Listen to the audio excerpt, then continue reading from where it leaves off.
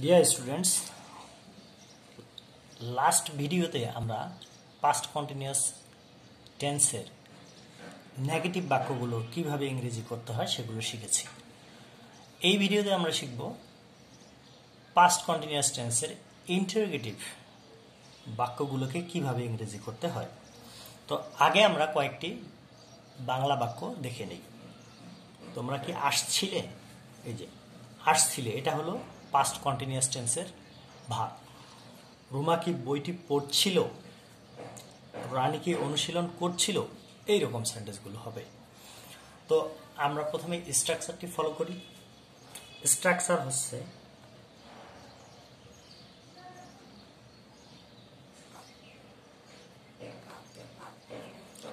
প্রথমে ওয়াজ অথবা ওয়ার বসবে, তারপরে সাবজেক্ট বসাতে হবে, তারপরে ভার্ব বসাতে হবে, এর সাথে আইএনজি ব্যবহৃত হবে, তারপরে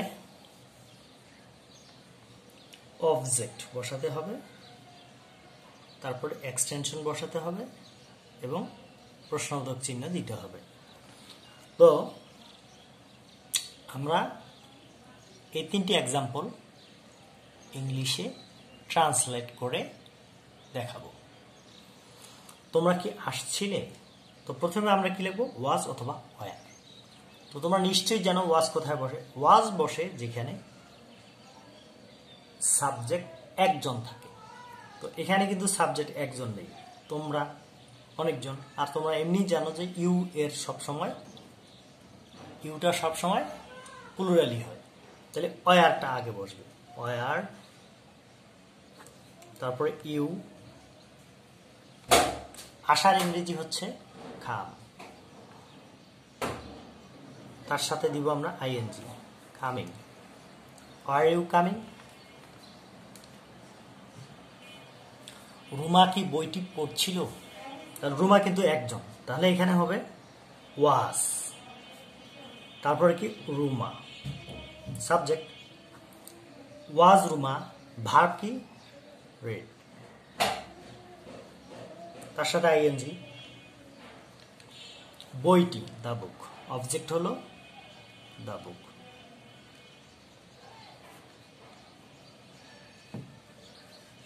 এরপরে রানী কি অনুশীলন করছিল? তো ওয়াজ আগে বসাবো, তারপরে রানী। অনুশীলন করার ইংরেজি হলো প্র্যাকটিস, এই যে প্র্যাকটিস, তার সাথে আমরা দিব আইএনজি। ওয়াজ রানী প্র্যাকটিসিং। তো আশা করি তোমরা এটি করতে পারবে এবং খুব সহজেই এই স্ট্রাকচার ফলো করে বাংলা বাক্যগুলোকে ইংরেজি করতে পারবে। তোমরা এভাবে কমপক্ষে 15-20টি সেন্টেন্স লিখে প্র্যাকটিস করবে।